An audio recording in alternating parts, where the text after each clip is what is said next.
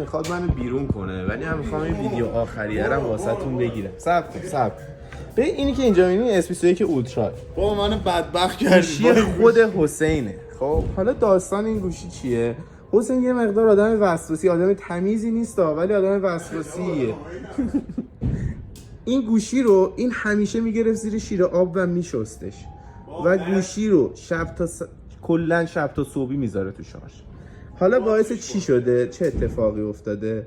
این دستگاه هر روز شب تا صبح توی شارژ میمونده، دستگاه داغ میشده و چسبای بغلش ضعیفتر میشده و بالاتر میومده پشتی گوشی و حسین هم این دستگاه رو میشسته و دستگاه حالت آب خورده میگرفته.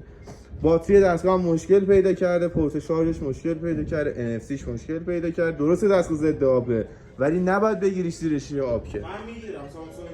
حالا سری بعد الان میخواد